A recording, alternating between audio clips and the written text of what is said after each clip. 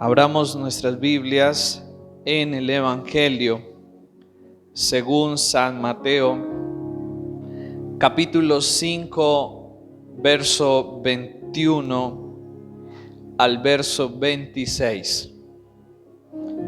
Y hoy quiero compartir sobre un tema que todos nosotros hemos tenido que lidiar.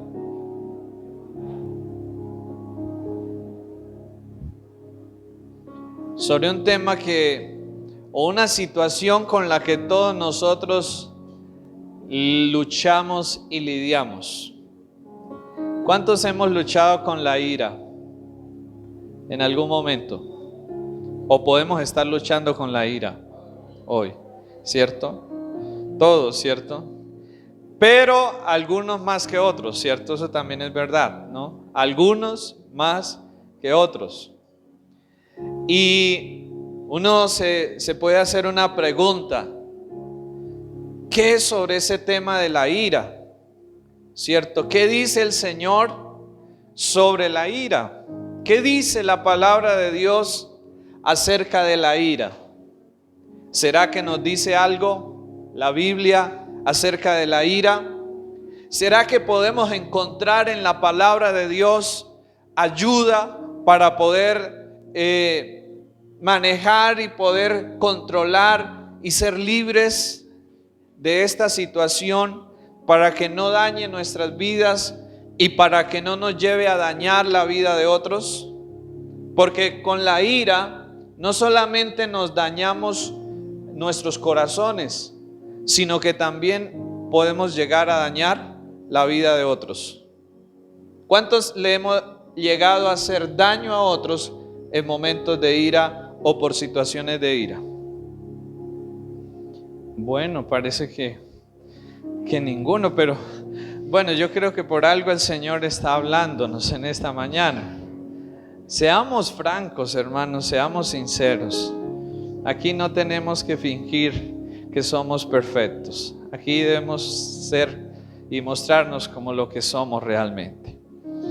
Y yo creo que hemos hecho daño, ¿no? Muchas veces, herido, lastimado, dañado, y aún muchas veces más allá de las palabras, hemos podido llegar a golpear las cosas, o peor aún, hemos podido llegar a golpear a alguien, o aún más allá, a quitarle la vida a alguien por un impulso de la ira descontrolada y desenfrenada.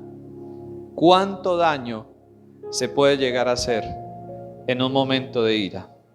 ¿Y cuántas locuras se pueden llegar a cometer gobernados por la ira y dominados por la ira? Piense por un momento en qué cosas usted ha hecho en algún momento que ha estado lleno de ira, o qué cosas usted ha visto en otros que han hecho cuando han estado llenos de la ira. Pensemos por un momento en eso. Pero yo pienso mejor que miremos qué hemos hecho nosotros. Más que mirar qué han hecho otros, miremos qué hemos hecho nosotros. Qué locuras, qué palabras, qué hemos hecho en algunos momentos de ira. ¿Qué tan frecuente es eso en nosotros? Pensemos por un momento en eso. Y luego de pensar, ¿a qué conclusión llegamos? ¿Son buenas las cosas que hemos hecho en ese momento de ira? ¿Qué piensan ustedes? ¿Son buenas las cosas que uno ha hecho en ese momento de ira? Por lo tanto, la ira es un asunto que se debe tratar en nuestras vidas. Porque si no se trata, nos va a dañar la vida y le va a dañar la vida a otros también. Así que yo quiero invitarles para que miremos en esta mañana qué dice el Señor Jesús acerca de la ira. Mateo capítulo 5, verso 21 en adelante, comienza el Señor diciendo: oísteis que fue dicho a los antiguos, no matarás, y cualquiera que matare será culpable de juicio. Pero yo os digo que cualquiera que se enoje contra su hermano será culpable de juicio, y cualquiera que diga necio a su hermano será culpable ante el concilio, y cualquiera que le diga fatuo quedará expuesto al infierno de fuego. Por tanto, si traes tu ofrenda al altar y allí te acuerdas de que tu hermano tiene algo contra ti, deja allí tu ofrenda delante del altar y anda, reconcíliate primero con tu hermano, y entonces ven y presenta tu ofrenda. Ponte de acuerdo con tu adversario pronto, entre tanto que estás con él en el camino, no sea que el adversario te entregue al juez y el juez al alguacil, y seas echado en la cárcel. De cierto os digo que no saldrás de allí hasta que pagues el último cuadrante. Amén. Amén. Señor, nosotros, después de leer tu palabra, te pedimos en esta mañana que por favor nos abras el entendimiento y nos abras el corazón para que podamos, Señor, percibir la verdad tuya que está en tu palabra, y a través de ella podamos ser libres en el nombre de Cristo. Te lo pedimos, Señor. Amén y amén. Hagámonos una pregunta: ¿por qué estamos aquí hoy? ¿Por qué cree usted que está aquí en esta mañana? Preguntémonos eso: ¿por qué estoy aquí hoy?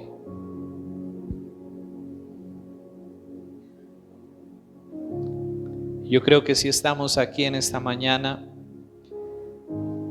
es porque Dios nos inquietó para estar aquí, porque Dios nos trajo hasta aquí y porque Él tenía algo para decirnos.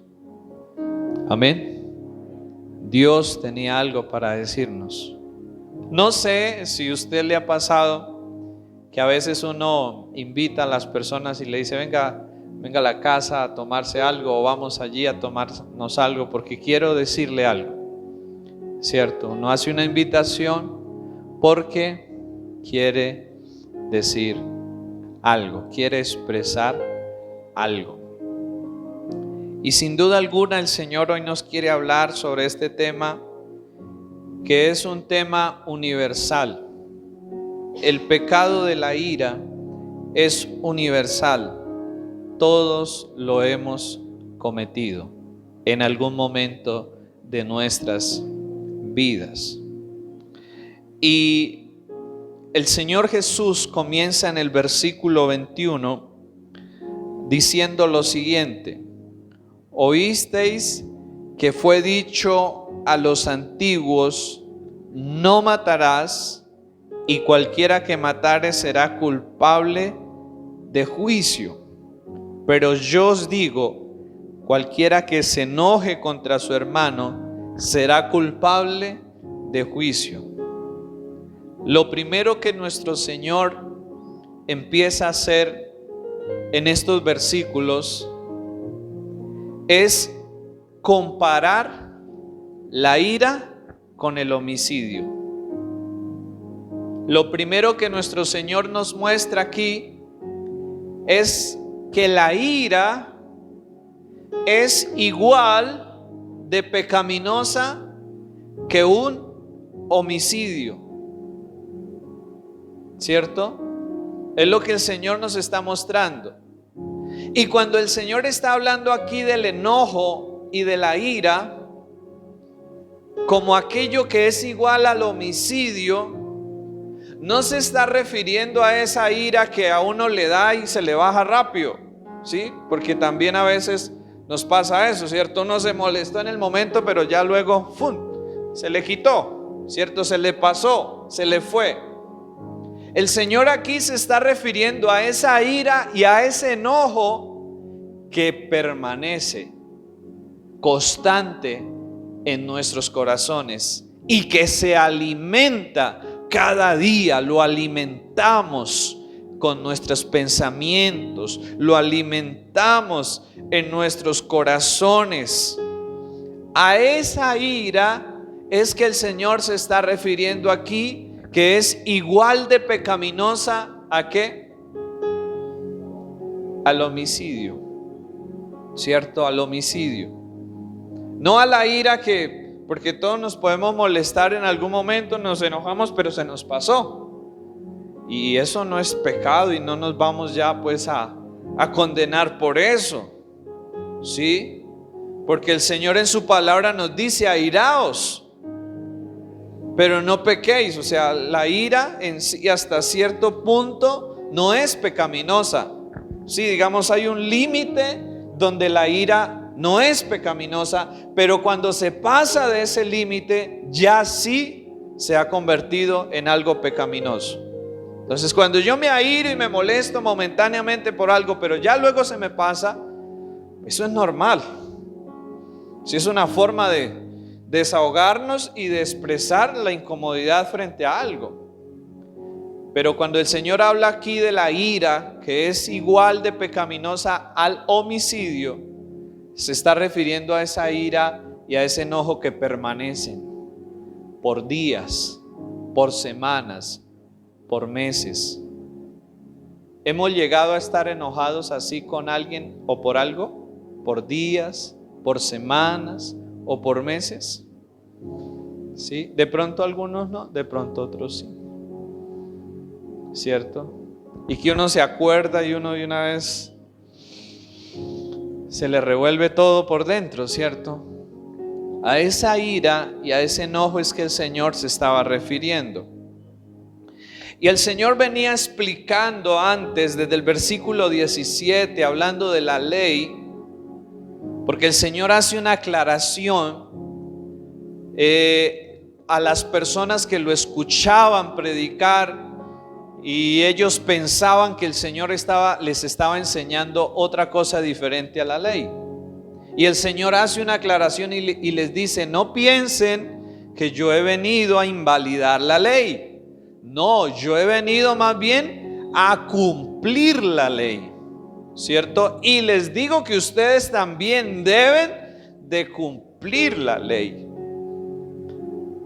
Y entonces el Señor dice acá en el verso 21: oísteis que fue dicho, pero yo os digo. Y uno pudiera pensar a la hora de leer la Biblia, el Señor está enseñando otra cosa diferente, porque si dice: ustedes les dijeron esto, pero ahora yo les digo esto, uno podría pensar el Señor está enseñando algo diferente. Pero el Señor no estaba enseñando algo diferente de la ley. El Señor estaba mostrando y haciendo entender algo que no habían entendido hasta ese momento de la ley, y algo que les habían enseñado mal de la ley. Es decir, nuestro Señor estaba más bien queriendo explicar el mandamiento número 6 de la ley, que era: no matarás. En estos versículos, nuestro Señor quiso explicar bien y detalladamente acerca de ese mandamiento: no matarás. Cuando a uno le dicen no matarás, ¿qué pensamos nosotros inmediatamente? No hay que matar, ¿cierto? Y a veces vemos el mandamiento solo como algo que prohíbe, pero no debemos mirar el mandamiento solo como algo que prohíbe. Debemos mirar el mandamiento como algo que promueve también lo bueno. Porque si el mandamiento me dice no matarás, el mismo mandamiento está enseñando que la vida es buena y que la vida se debe respetar. Amén. No debemos mirar el mandamiento solo como aquello que me prohíbe y me prohíbe y me prohíbe hacer cosas, sino que yo debo de mirarle la otra cara al mandamiento.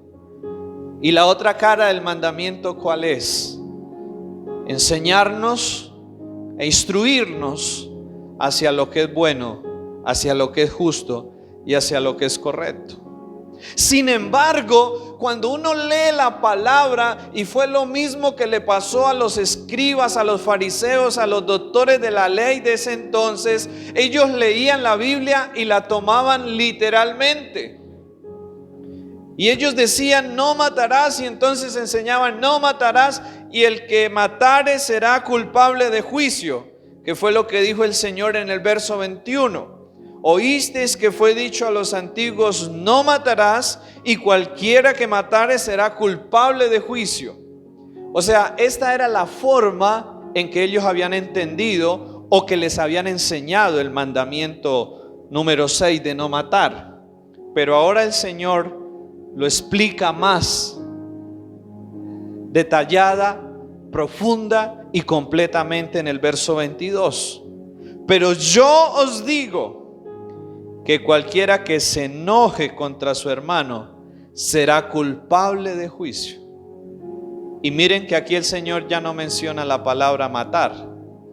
¿Cuál palabra menciona el Señor allí? Menciona la palabra enojo, menciona la palabra ira.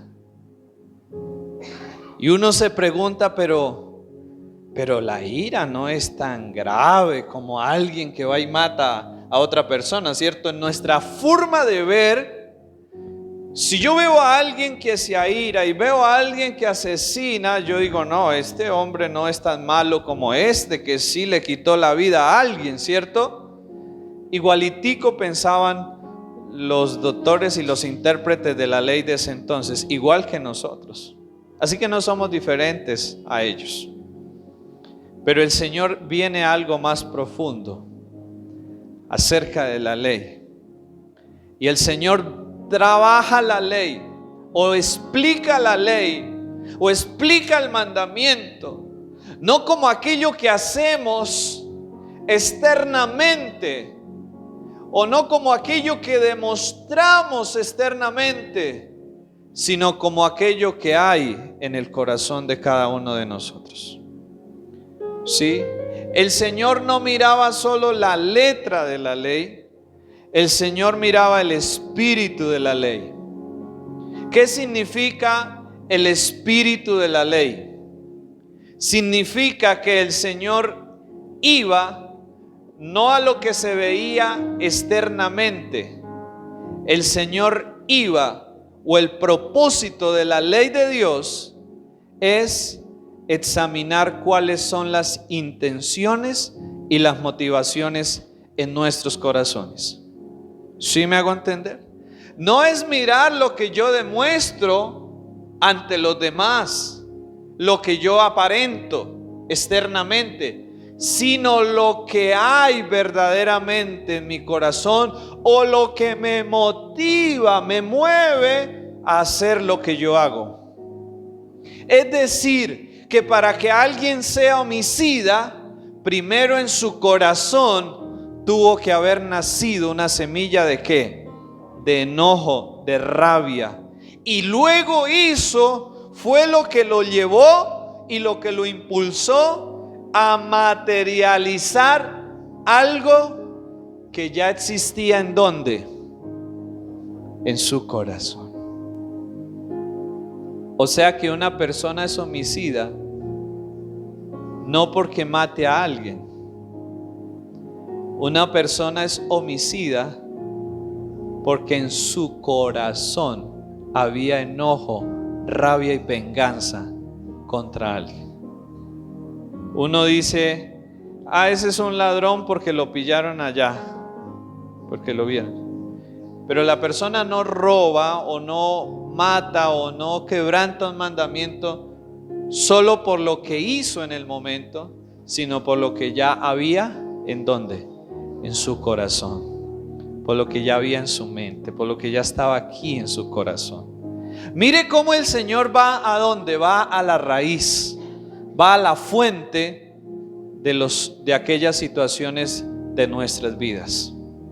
Y nosotros tenemos la tendencia a mirar todo externamente. Y por eso yo quiero hablar con sinceridad y con mucho respeto también sobre todos nosotros. Pero por eso muchas veces desarrollamos vidas dobles, ¿cierto? Desarrollamos vidas dobles, que aparentamos algo externamente, ¿cierto? Muy bien, muy educados, hablamos muy bonito, hablamos muy formal, somos muy pulcros a la hora de hablar, a la hora de actuar. Pero mire, yo les quiero hacer una pregunta, y estamos en confianza aquí. ¿Cuántas veces nosotros le hemos dicho algo a alguien, pero en el corazón hemos estado sintiendo y pensando algo muy diferente a lo que le estamos diciendo? ¿Cierto? ¿Cuántas veces usted le ha dicho a alguien, uy, cómo se ve de linda, cómo se ve de hermosa, y usted por dentro de su corazón está diciendo, qué horrible que está, ¿cierto? Pero externamente usted le está diciendo, ay, cómo estás de hermosa, cómo estás de lindo, pero en su corazón usted está diciendo otra cosa, ¿cierto? ¿Cuántas veces usted está siendo amable con alguien, pero en su corazón le tiene su guardado, ¿cierto? Es que le tengo una rabia, ¿cierto? Y así somos. Una cosa es lo que muchas veces aparentamos ante los demás, pero otra cosa es lo que hay verdaderamente en el corazón. Y lo que el Señor Jesús estaba diciendo aquí es que de nada sirve si yo pienso que homicida es solo alguien que mata literalmente a alguien, y que pienso que cuando me enojo y cuando guardo rencor contra alguien, que eso no está mal. ¿Sí? ¿Cuántas veces nosotros pensamos como cristianos eso? Yo no estoy en una cantina, yo no estoy tomando, yo no soy como los demás hombres. ¿Cuántas veces pensamos eso, cierto? ¿Sí? Uy, yo no asesino, uy, esos asesinos que se ven allá, ¿cierto? Y uno los ve como de lejos. Pero ¿cuántas veces en el corazón de uno sí guarda muchas cosas, ¿cierto? ¿Y cuántas veces habremos querido coger a un hermanito o a una hermanita y decirle sus cuantas verdades y aterrizarle? ¿Sí? ¿Sí les ha pasado eso? ¿Cuántas veces quizás habremos querido hacer eso? Pero disimulamos, ¿no? Aleluya, amén, gloria a Dios, alabado sea el Señor. Mientras que por dentro estamos llenos de rabia y de enojo contra las demás personas. ¿Creen ustedes que el Señor está aplaudiendo eso?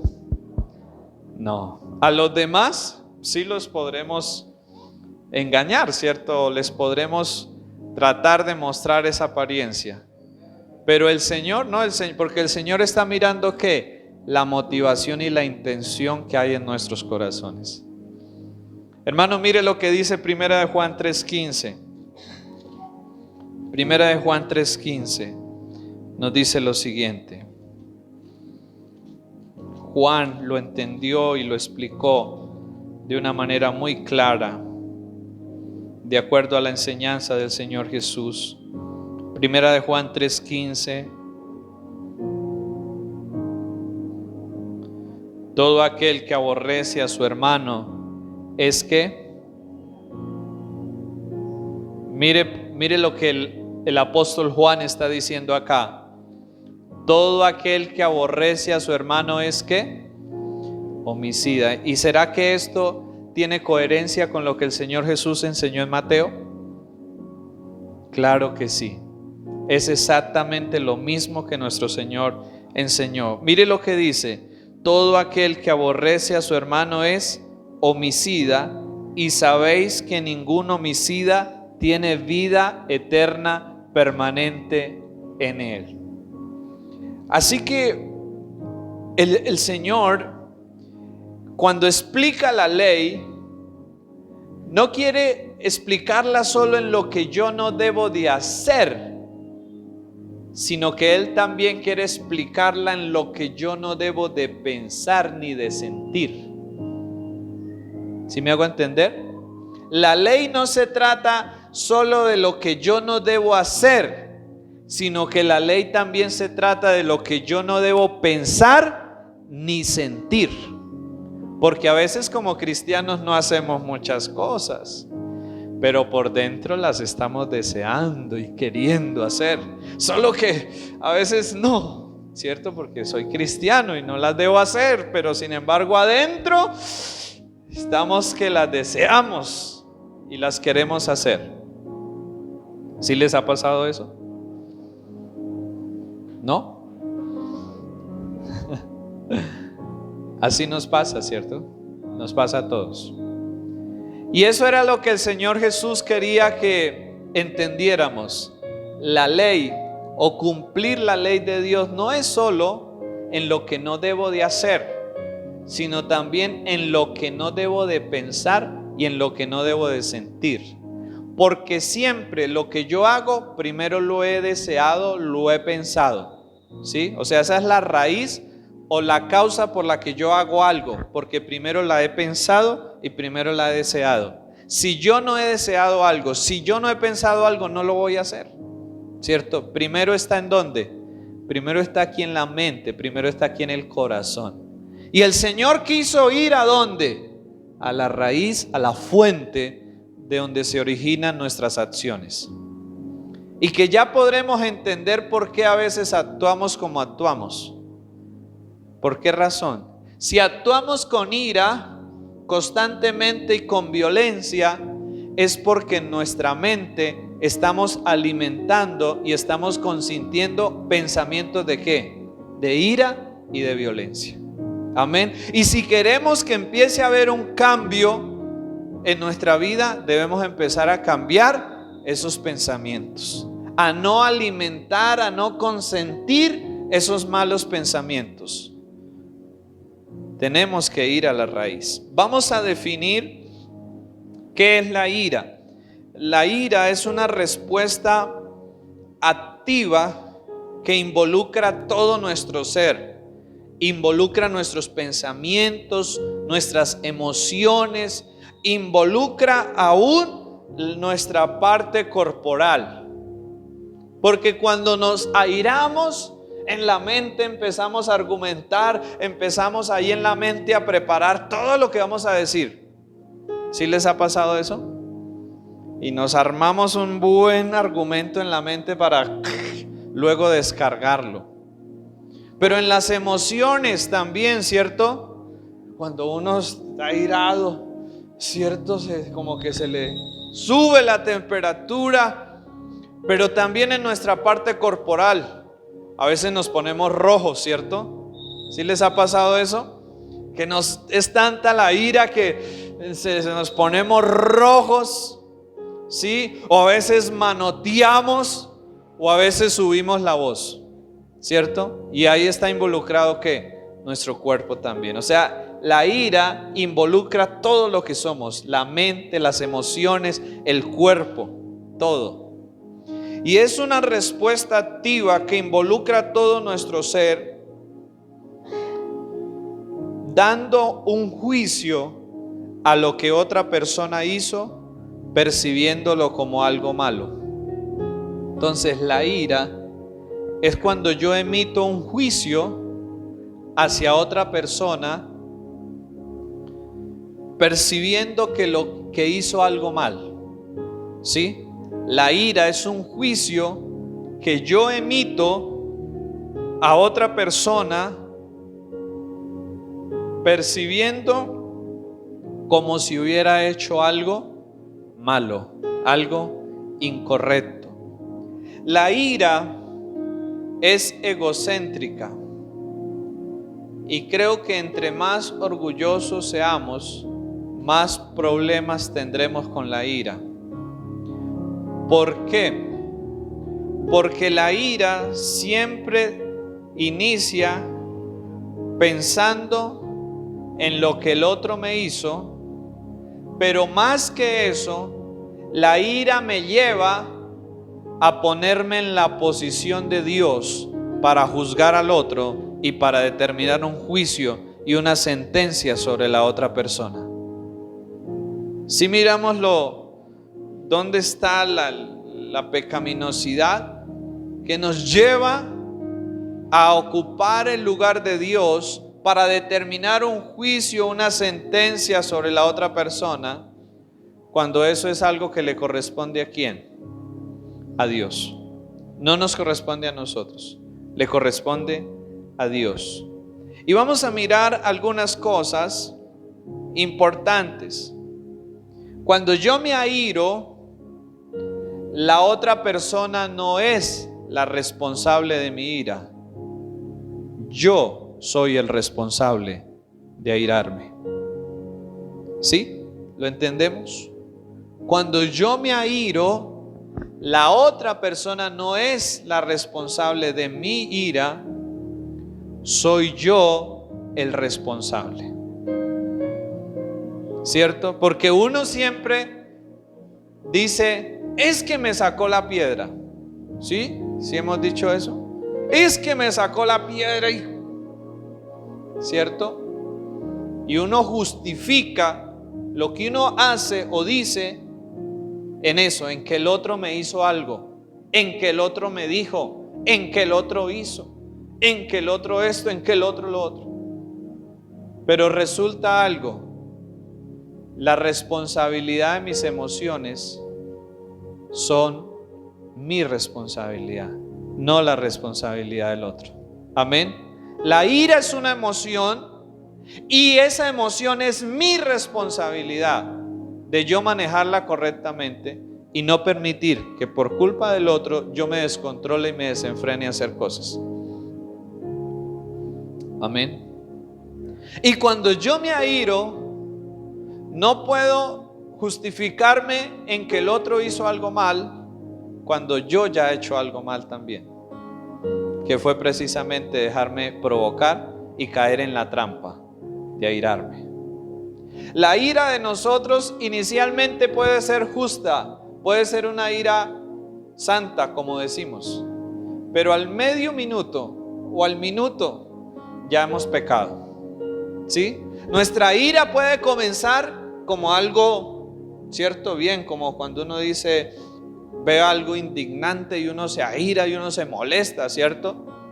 Como lo que ha pasado, por ejemplo, en nuestra nación, al ver la injusticia, al ver la corrupción y las personas se molestan y se incomodan por eso es correcto hacerlo. Pero ¿qué ha pasado horas después o días después cuando alguien sale a la calle y destruye y acaba? Esa ira, ¿qué pasó? Ya dejó de ser una ira justa, correcta, y pasó a ser una ira pecaminosa, dañina, destructiva. ¿Cierto? Entonces debemos entender esto. Cuando yo me airo, eso no es culpa del otro. Diga conmigo, eso es responsabilidad mía. Porque yo puedo escoger entre dos opciones: en airarme o en no airarme, o controlar, porque no es que uno no se aire, pero sí más bien controlar eso y no dejarse salir de casillas y descontrolar. Eso yo lo puedo hacer. O pongamos un ejemplo. Mire, me gusta porque he escuchado estos ejemplos y lo confrontan tanto a uno. Cuando uno está en la casa y está con la familia y allí a veces grita. ¿Cuántos han gritado en la casa? Gracias por los que son sinceros y honestos. Y gritan y tales. Pero de repente usted escucha que va a llegar alguien, una visita o algo. Sí, todo el mundo. Sí, todo el mundo. ¿Cierto? Y todos la sonrisa, ¿cierto? Todo está bien. Y yo les hago una pregunta. ¿Sí ven que sí podemos controlarnos? Lo que pasa es que a veces no queremos. Porque cuando llega la visita, ahí sí, ¿cierto? De inmediato podemos, sí podemos. Lo que pasa es que no ponemos de nuestra parte para controlarlo y para valorar y respetar al otro, independientemente de lo que haya o de quien esté a nuestro alrededor. Pero sobre todo porque hay alguien que siempre está ahí, el Señor. Y Él merece nuestro respeto. Amén. Él merece nuestro respeto. Y eso es tremendo, ¿no, hermanos? Es tremendo. Razones por las cuales nos airamos. Por ejemplo, nos airamos cuando alguien ofende nuestro orgullo. Esto le pasó a Naamán, segundo libro de Reyes, capítulo 5. Naamán era un hombre muy importante, pero estaba enfermo. Y el profeta le dijo: ve y lávate en este río, ve y zambúllete allí en este río. Y el hombre de una vez se enojó y dijo: no, ¿yo cómo voy a ir allá? ¿Y cómo voy a hacer eso? ¿Cierto? Segundo libro de Reyes 5:9. Segundo libro de Reyes 5:9. Y él se enojó, ¿por qué? Porque le tocó ¿en dónde? En su orgullo. Porque lo estaba mandando a ¿qué? A hacer algo que era humillante para él. ¿Sí? Algo que era humillante para él. Bañarse y zambullirse en un río que no era uno de los ríos de la nación de ellos, que era un río del otro pueblo. Era algo humillante para él. Y se enojó y dijo no. Y se enojó tanto que yo creo que esa es una de las cosas que produce el enojo. Nos ciega, nos enceguece. Y lo encegueció a tal punto de que le estaban dando la fórmula para que fuera sanado, y el enojo lo encegueció tanto que dijo no. O sea, imagínese eso. Le estaban dando la solución a su problema, pero el enojo hizo que se encegueciese tanto que no lo hiciera. ¿Y a cuántas veces nos ha sucedido eso? Que nos están diciendo algo y nos enojamos y nos enceguecemos cuando nos están diciendo algo que es para el bien y para la solución de cosas en la vida de uno, ¿cierto? Y eso es porque hieren ¿qué? Nuestro orgullo. Cuando hieren nuestro orgullo nos enojamos, ¿cierto? Es que se metieron conmigo y conmigo sí van a tener, ¿sí? Si hemos pensado eso o hemos dicho eso. Y eso también deja ver que hay orgullo en nuestros corazones. Mire, hermanos, hay algo a través de lo cual se evidencia lo que en verdad somos. Y la manera de saber lo que en verdad somos no es cuando todo está bien. ¿Sabe cuál es la manera de saber y de ver lo que en verdad somos? Cuando todas las cosas están mal. Ahí sale a la luz lo que en verdad somos y lo que en verdad hay en nuestro corazón. Amén. No es cuando todo está bien que yo puedo ver lo que en realidad soy. Es cuando todo está mal que yo puedo ver lo que en realidad soy. Amén. Así que si queremos conocernos mejor a nosotros, fijémonos cómo actuamos y cómo nos comportamos cuando las cosas están mal. Y ahí usted va a saber quién es usted realmente.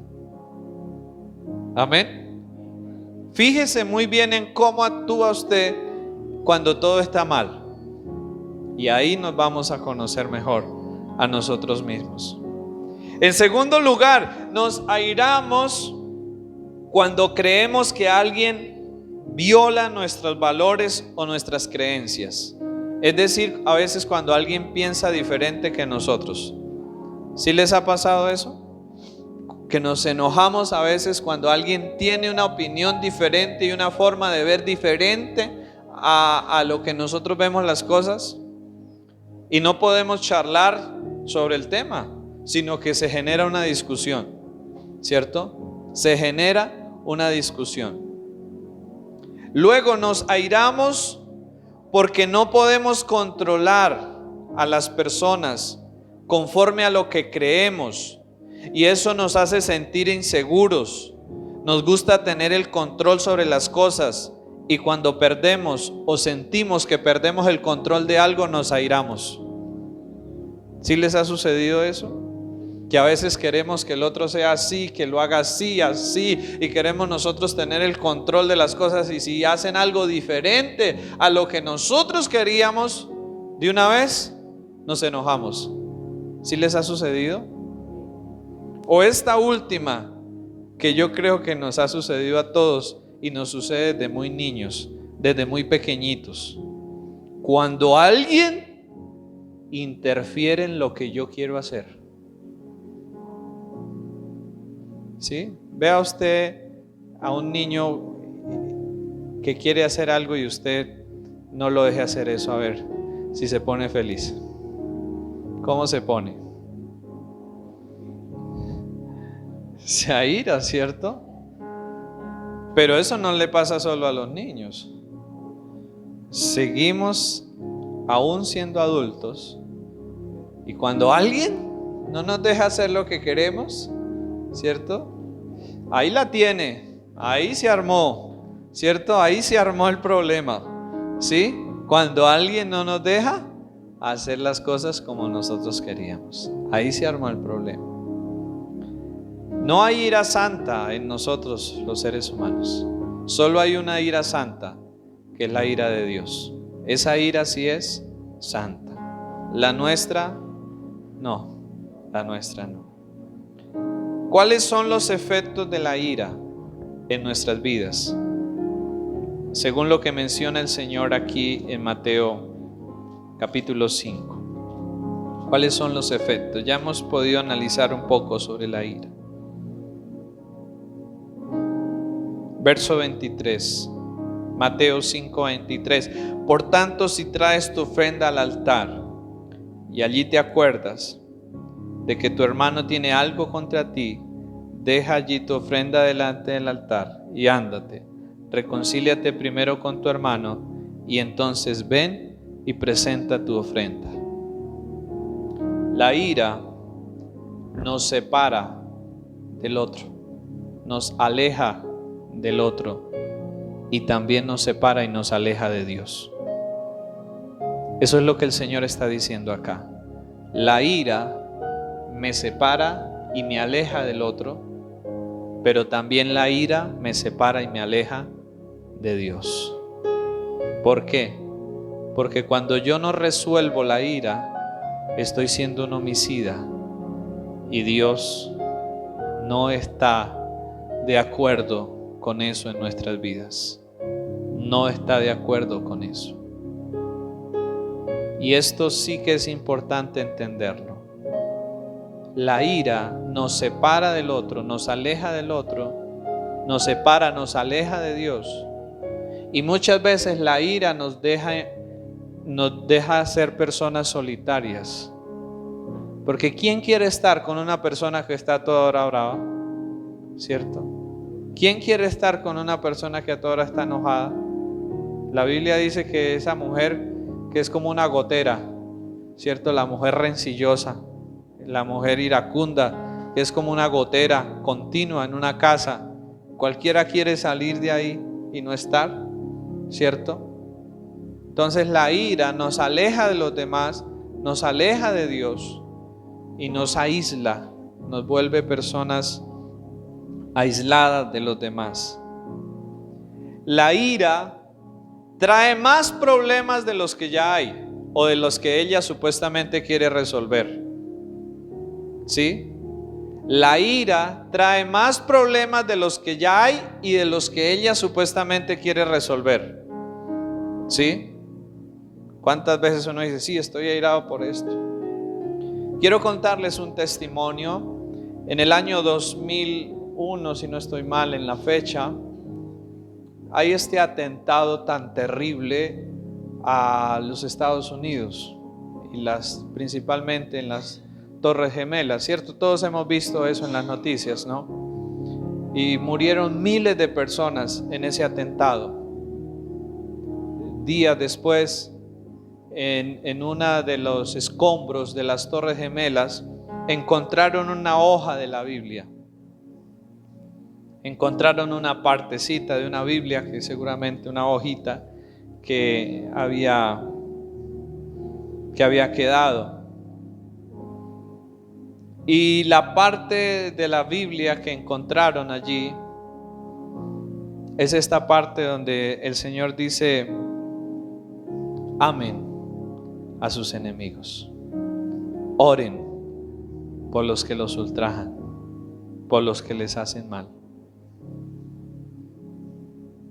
Yo creo que Dios estaba hablando, porque ¿qué había en ese momento en el corazón de todos ellos? ¿Deseos de qué? De venganza, una ira enorme, y esa ira lleva ¿a qué? A deseos de venganza. Y eso era lo que ellos querían: venganza, venganza. Pero Dios estaba ahí tratando de traer un mensaje. Esa no es la forma. Con la ira y con la venganza no se arregla nada, ni se soluciona nada. Quizás 20 años después a lo que hoy estamos, ¿cierto? Hace poco se conmemoraron los 20 años. En el 2001 fueron, no recuerdo cuántos los miles de muertos. En el 2021, ¿cuántos han sido los muertos después de esa situación? Han sido el doble o el triple de muertos que hubo en ese atentado. Se ha dado después de ese atentado. ¿Por qué? Por un sentimiento de venganza, de rencor, de ira. ¿Que cómo terminó? No terminó bien, porque no comenzó bien, ¿sí? Entonces analicemos que la ira no resuelve problemas, sino que más bien crea más problemas. Crea más problemas. La ira no resuelve problemas, crea más problemas. En tercer lugar, la ira nos pone en una cárcel emocional y le da lugar al diablo. La ira nos pone en una cárcel emocional y le da lugar al diablo. Efesios 4:26 dice: airaos, pero luego dice: y no pequéis. ¿Cierto? El Señor está diciendo: no pequéis. O sea, podemos airarnos, claro. No estoy pecando cuando me enojo, me molesto por algo. Pero cuando peco, cuando yo dejo que eso permanezca en mí, cuando yo dejo y permito que esa ira y ese enojo se mantenga en mí por un día, por 2 días, por 3 días, por 4 días, por 5 días, y no lo resuelvo. Quiero ponerles un ejemplo. Si alguien viene a mí y me corta aquí hoy, esa persona es responsable, ¿cierto que sí? Porque me lastimó, me hizo daño, acá me cortó. Pero si dentro de 8 días yo vengo acá y traigo esa herida y no me he hecho curación ni he hecho nada para sanarla, ¿de quién es la responsabilidad? ¿De quién? Es mi responsabilidad. Y ya no es responsabilidad del otro que me hizo daño. Ahora es responsabilidad ¿de quién? Mía. Es decir, que a mí otros me pueden herir, a mí otros me pueden hacer daño, porque eso nos pasa en la vida. Pero yo puedo sanar, pero yo puedo restaurar, pero yo puedo superar eso. Amén. Y esa no es responsabilidad del otro. Esa es responsabilidad ¿de quién? Responsabilidad mía. Y si yo no sano, sino que más bien me quedo en esa herida justificándome en que fue el otro el que me hizo daño, ¿cierto? Porque eso nos pasa. Uno guarda rencor siempre argumentando y justificando: es que el otro me dijo, es que el otro me hizo, es que el otro esto. No, lo que el otro me hizo y me dijo hace un mes, esa fue la responsabilidad de él. Pero el estado de mi corazón hoy es una responsabilidad mía, de que yo debo sanar y yo debo superar aquella herida que el otro me ha hecho. Amén. No puedo yo seguir con esa herida sin curar, sin sanar, porque el otro me hirió. No, yo debo buscar inmediatamente sanar y restaurar esa herida en mi vida. Esa es mi responsabilidad. La ira nos lleva a que no seamos justos en lo que hacemos. Santiago 1, 19 al 20 nos dice: todo hombre sea pronto para oír, tardo para qué, para hablar, y tardo para airarse, porque en la ira del hombre no obra la justicia de Dios. O sea que cuando yo estoy airado, es probable que la mayoría de cosas que haga sean cosas injustas y sean cosas mal hechas. Finalmente, la ira nos lleva a exagerar las cosas que nos pasaron y a convertirlas en algo tan grande que pareciera imperdonable. ¿Sí le ha pasado eso? Uy, es que me hizo esto y para uno fue como lo más terrible del mundo, ¿cierto? Y a veces quizás no fue algo tan grave, pero uno lo agrandó tanto que lo puso en un tamaño que pareciera imperdonable y que pareciera que la otra persona no mereciera perdón. Pero finalmente la ira nos lleva a otros pecados. La ira nos lleva a la amargura.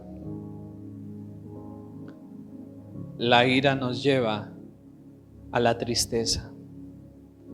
La ira nos lleva a que nuestros corazones se endurezcan. Y la ira nos lleva a no poder vivir una vida feliz, gozosa y dichosa. Va llevando a otros pecados. Efesios 4:31 para terminar. Efesios 4:31.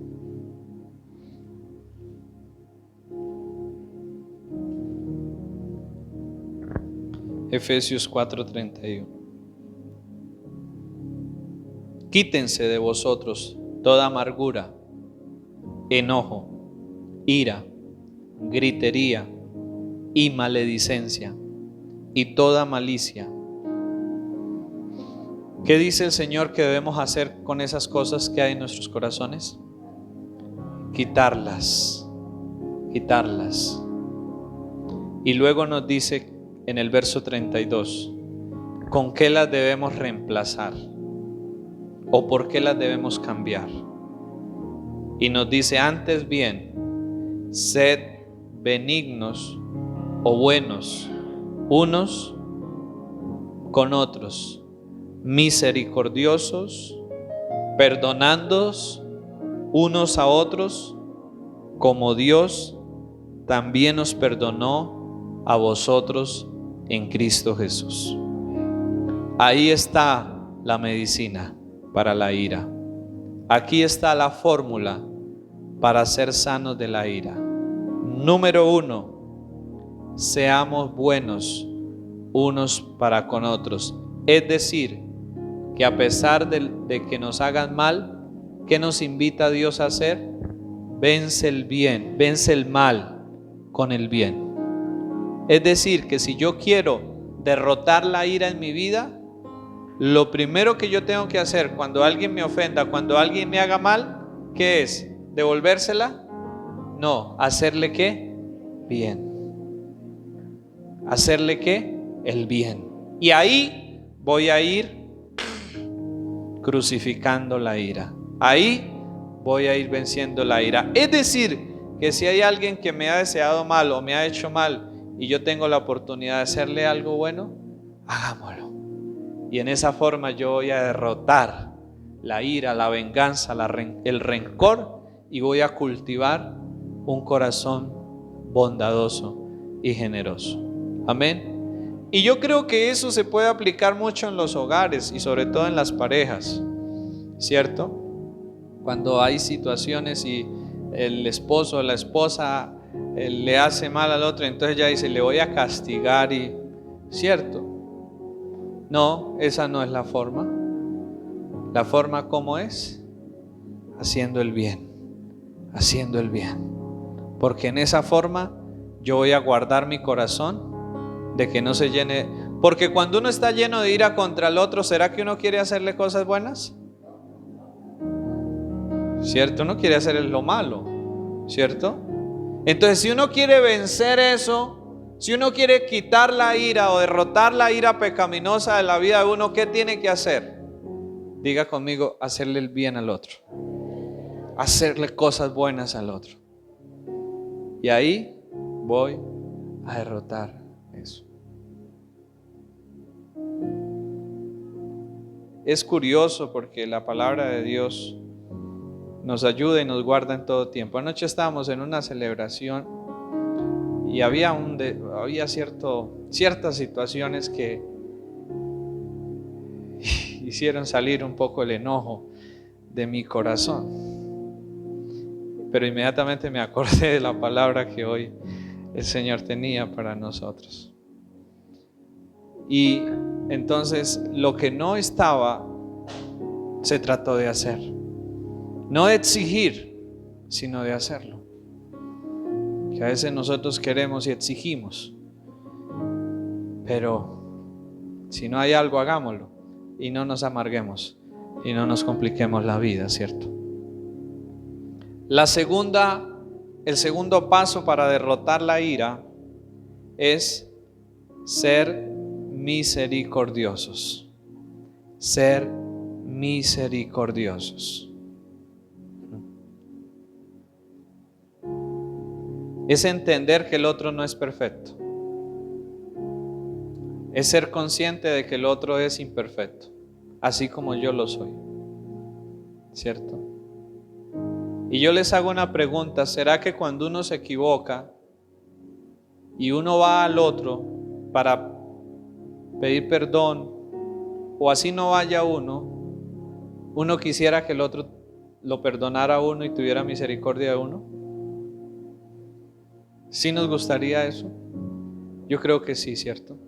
Cuando uno se haya equivocado y uno falle, uno le gustaría que el otro no lo crucificara a uno de una vez, ¿cierto? Sino que más bien le tuviera un poquito de paciencia, de misericordia. Entonces, eso mismo que yo deseo y anhelo, también debemos tratar de extenderlo a otros y extenderlo a los demás. Eso mismo que yo necesito, debo también extenderlo al otro. Y finalmente, cierra esto diciendo, perdonándonos unos a otros, así como Dios nos ha perdonado en Cristo Jesús. Alguien dijo lo siguiente: nunca tendremos que perdonarle a alguien más de lo que Dios ha tenido que perdonarnos a nosotros mismos. ¿Qué piensan de eso? ¿Creen que es cierto? Nunca tendremos que perdonar a alguien más de lo que Dios nos ha tenido que perdonar a nosotros. Así que mejor seamos misericordiosos unos con otros. ¿Por qué? Porque no somos perfectos y porque nosotros necesitamos cada día de esa gracia y esa misericordia de Dios sobre nuestras vidas. Quiero invitarles a que piensen en algo. El Señor Jesús hace una invitación en Mateo y dice: anda, reconcíliate con tu hermano antes de que te lleve al alguacil y el alguacil te meta en la cárcel. Es decir, arregla los problemas antes de que se crezcan más, antes de que se agranden más. Arréglalos cuando estén pequeños. No los dejes crecer, porque la cosa va a ser más difícil. Y yo quiero invitarles a que piensen en lo siguiente. ¿Será que hoy, al haber venido a este lugar, podemos tener a alguien con quien necesitamos reconciliarnos? Piense usted en eso. ¿Será que usted, después de oír esta palabra, puede reconocer que hay alguien con quien usted ha estado enojado o ha estado enojada y que por lo tanto hoy Dios le está invitando a reconciliarse? Si es así, yo le invito para que después de salir de este tiempo de reunión y en el transcurrir de los próximos días, sigamos el consejo de nuestro Señor. Anda, reconcíliate con tu hermana. Es el mensaje del Señor. No está diciendo ora, no está diciendo ayuna, no está diciendo diezma, no, está diciendo que anda, reconcíliate con tu hermano. Amén. Si queremos disfrutar de la paz, de la libertad y de la bendición de Dios, eso es lo que Dios nos indica que debemos hacer. Anda, reconcíliate con aquellas personas que estás enojado, que estás enojada, que estás en enemistad. Pero tal vez diremos, uy, no, pero esa persona ni me le acerco porque, mejor dicho. Pues en lo que dependa de nosotros, debemos buscar la reconciliación. Pero si la otra persona no quiere, yo lo debo resolver ¿dónde? En mi corazón. Amén. Si la otra persona no quiere, yo lo debo resolver ¿dónde? Perdonándolo y orando y amando y haciéndole el bien si lo puedo hacer. Coloquémonos, por favor, sobre nuestros pies en esta mañana. Padre, te damos gracias por este día, Señor. Gracias por tu palabra que nos escudriña en lo más profundo de nuestro ser, Señor, y nos muestra lo que verdaderamente somos, lo que verdaderamente hay en nosotros. Pero no lo hace para denigrarnos, ni para dañarnos, ni para destruirnos, sino que lo hace para sanarnos, para restaurarnos, para cambiarnos, para mejorarnos, para transformarnos. Padre, gracias, porque ese eres tú, Dios, porque ese eres tú, Señor amado. Padre, gracias, porque tocas áreas de nuestra vida, no para mal, sino para el bien de nosotros, Señor. Y en esta mañana, Padre, después de recibir esta palabra, queremos salir y hacer lo que tú nos invitas a hacer. Anda, reconcíliate con tu hermano.